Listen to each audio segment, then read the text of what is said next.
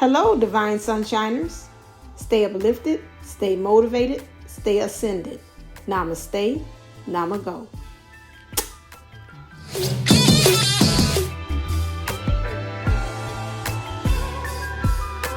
Hello, this is Divine Sunshine coming to you with another channeled message.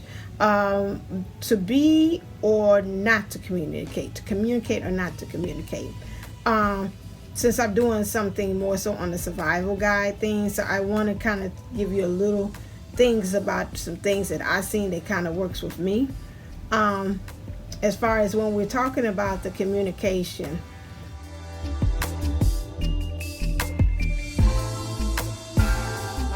of always, whatever you're doing, you should always check what resonates in your heart.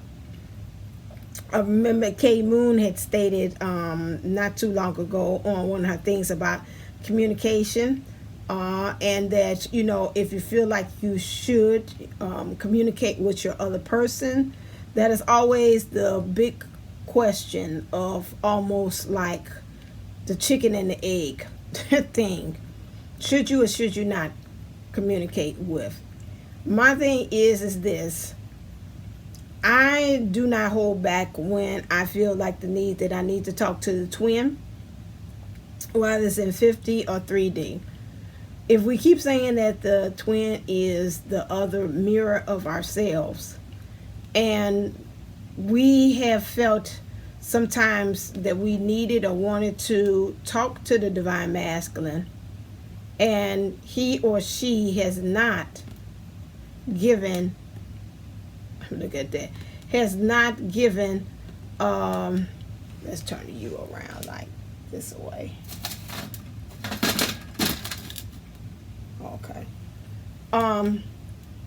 Has not, let's say, per se, giving you any type of communications that she said that, like, no, don't contact me, don't do anything, and you feel within your heart that you want to communicate with your divine counterpart, you could do so. Now, if they really have given you hard-pressed no's or don't do it or whatever, of course, just like what Kay Moon says, you need to, again, respect that. But even in the situations that might be granted that you feel that there's some limitations due to what's going on with the situation that they are in, you can kind of really grant it and tell with your divine counterpart if they really want to talk to you. You know, if they do, they'll give you signals and you'll feel it pretty much in your heart that you can carry on. Now, that's always a biggie. Like, at times clients ask me, should I?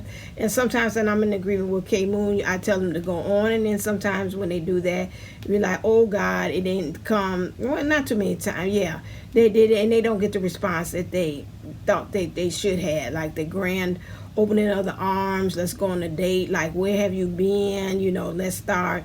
And a lot of times when that happens, to me, is a test of understanding within you to know, hey, you know, one thing, I went after what my heart wanted, okay? Two, okay, it wasn't the way in the response that I thought that it was, and I know that's easier said than done. But at the same time, the next thing that you think about is that, you know what, hey, you know, I did it. It wasn't received, but again, you know, when you do things like that, it's no expectations. That's even when I'm even in communications with my divine partner. You know, you got to leave it kind of open. And you hear even Twin Flame of All Stars saying that Kirk says the same thing. He doesn't put any kind of limitations on it. And that's where it becomes, to be honest with you, very hard for us, because, you know, we want them to respond in a certain way. And, you know, we want them to kind of that. But a lot of times the most, I would say, money-making times, or the monumental ones that rock my socks off, is the times when I have not put limitations on the divine masculine to appear in a certain way. And that has been one of the times that I would say the more magical times that have actually happened. Because just like with us, we can sense, we have that extra sensory when somebody's like extra nervous, or when somebody's like doing things to people please, like you saying things just to make them feel good. It's not coming from an honest place. And something within us, I guess, is us being empaths, we can kind of sense that. And when that happens, most of the time we kind of like put off with it. It's like, it's like, nails going across the chalkboard. And it was like, yeah, and that's a quick, easy way for, to get them off of, or anybody off the phone when you come for that place of that people pleasing energy, or from that place of, that you're nervous.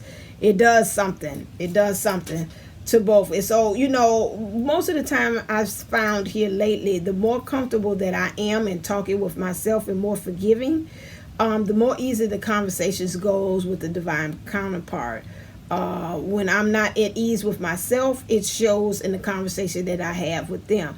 So you can really, if you're really trying to see like what's the temperature gauge about that, kind of check in and see with yourself. Are you really as open as it, or when you really call, and you can tell when you go on this like, I'm really panicky, I really want to talk to him, I need to talk to him, and you got that kind of, your intentions is off, your objective to doing things, and when you're not in the right place to do that, I would say no, don't contact your person, especially if you're in that like, like I need daddy, or I need mommy to talk to. Don't do that. That most of the time that stuff does not work out. I had an incident the other day that I was in need, and I felt like I needed him like that, and I said, that's not gonna work out. Just let it go. Call the next day when it's all over with, and that part, because right now it's nothing too much that can be done, and I've got to work it out myself anyway, regardless, with the computer thing and whatever that I'm feeling. I've noticed that, so I've gotten to the point of doing that, more so of, not them points where, I would feel that he would be there for me. Another thing, and don't go in there even when you're doing a communication expecting for things to change or anything like that. It just let things be. A lot of times when you do communicate, you're expecting something. Hey, the conversation is high in the text, and you say hi, how you doing, that's it. That don't mean, I always have a joke with my friends that said that, if you put your hand, if you hold my hand, we go together. Any kind of contact like that, I always tease and say, that means that we go together, right? So just because he said hi back to you don't mean, automatically we go together. That's not the way of actually looking at the thing. That it's just a step, and it's just being, and it's this thank you. Those of you all that's on the cups of saying that, I don't want to talk to my divine counterpart because he did X, Y, and Z, but at the same time you're in misery, and that the person has like, that you want to, and it seems like in some ways through the communication you feel that they want to talk to you too. For me, a lot of times when I feel minds kind of go into that place where they're in that pulling away things, I go in, and I've always I take the flashlight, and I actually go and see, where is he, like, hey, how you doing, just want to see how you doing, and then that's it. I don't go in there with any expectations, and again, that's the key thing, and that pretty much works out fine that way, because you can't be, yes, am I granted in some ways that I'm upset about what's going on or what things as far as progress is? Yes, but at the end of the day, like when I have those days that are bad, and I really want to just talk to my other self, and I don't stop and limit myself from not contacting him when I have that. I can tell sometimes it's, as much as I want to do that, he wants to do that too. So, you could easily go back to where he got to learn the lesson. And I look at a lot of people that say that, and I say that's kind of a pitfall. So, okay, now you're misery, so you just don't get to talk to him, because of the situation or whatever's going on. But you could tell that they want to talk to you. And these are the ones that you could tell right there on the verge there that they do want to talk to you, and they want to have that dialogue with you. I'm not talking to the ones that told you don't contact me, I'm happy where I'm at, don't bother me. with that, and of course those are just words, and those things are kind of like boil over. But you got to wait until they kind of work it out their system, because that's something that, again, they feel the need that they have to stay, in that. So let them work that out until they feel like, what, this is not working. But that's not your job to help them to see the light on that. So I just wanted to come on here for some of you all that might be at ease, like on that cusp, like I feel like I should reach out and touch to them. I've had told some clients to do that, and they have done that, like they seen times of something that was going on family-wise, a death or anything like that. And it's like, you know what, I see this is going on, and I really want to reach out and touch to them. I tell them to go on, and then the person is really happy to hear from it. You're happy to hear from me. You put each other at ease. In some ways, that's what your divine counterpart, that's what you are. You kind of power up with each other. You say, okay, I can go back into the world, deal with what I got to deal with. And they could go back and power in the world, and they could deal with what they're dealing with as well. And so that's just it. That's where that unconditional love comes from, where I can't love you because you in this condition. I can't talk to you because you in this condition. I can't communicate with you because you in that condition. That's not unconditional love. That's why I say this thing with this twin flame love. If you're not ready for that radical love that goes against the grain love, that goes against your thinking love, goes against gravity and physics and laws and all that, what people say it is, then, this is something maybe you might want to kind of think on.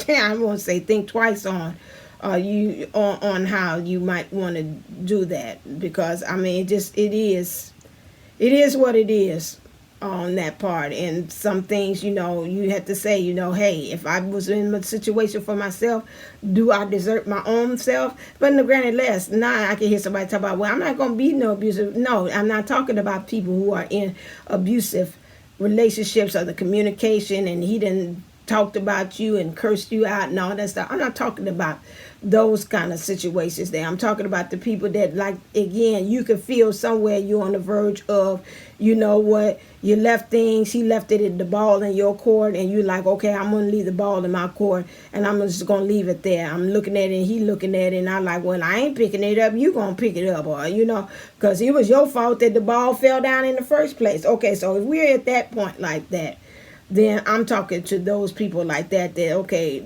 just pick up the ball, just pick up the phone, or start the line of communication and be the bigger ones, because again, you are the leader.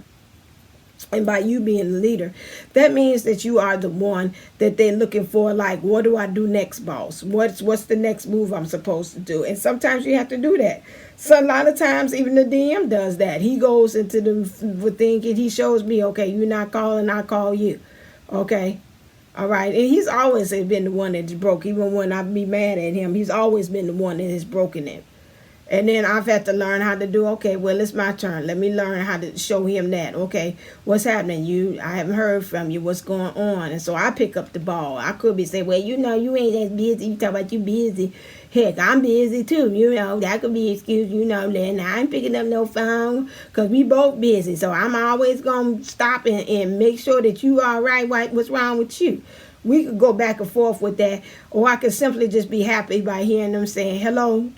And he say hello, and I call him, whatever. And then everything's right and rain, and we set both each other back right again for the conversation. So I'm just giving you an alternative. This is a survival guide, I call it again, because remember, I'm giving you the keys to union and with yourself. What things make you happy? What makes you bliss? If hearing this voice makes you happy and you know that you're in communication with that person, and you right there, it was no like, please don't call me. You didn't text them several times. They're like, please stop, or they done blocked you, or whatever like that. This conversation is not geared to those people that are there. You got to wait until they ride that out of their system, and then they will eventually get to the point where they unblock you. And when that does happen, you can sit there and say, okay, that's a sign. Okay, all right then. Wait a while, and then when spirit does nudge you to say, hey, reach out and touch them. Don't sit there and have the argument with spirit and saying, hey, I ain't going to do it because, hey, just like he did what he did, he could do the same thing. He could call me. He know my number. My number ain't changed since the 15 years he know me. His friends done told him where I'm at, so he can contact me. And All that does is get nowhere on that. You hear Lee and Sherry say the same thing. They said we would have did that same thing. We never would have been in communication. We stayed in communications with each other, even when they were going through the things that we were. Hey, I don't go in there. My thing is when you do good in communications and they're in the situation they're in, don't go in there with grandeurs of thinking, oh my God, this conversation, it's going to end today, what's going on with him. It is one step at a time. We just living one day at a time, one moment at a time. I'm living in the moment that is in now. I'm not fast forwarding. I'm not going back in the past. That's it. So this is just some tips for you all that's thinking about communication and thinking about if you should communicate with the person. I gave you pretty much some of the things. You could go over to Kate Moon's channel. I just wanted to kind of come back and piggyback on that and kind of confirm that yes, some of that formula does work, what she's saying. Again, if you feel the need to call. It depends on the engagement of how at peace you are with yourself, which will determine of how much in peace that you are with your divine counterpart when you talk to them. Okay? As always, stay uplifted, stay motivated, stay ascended. Namaste, namago. Love you.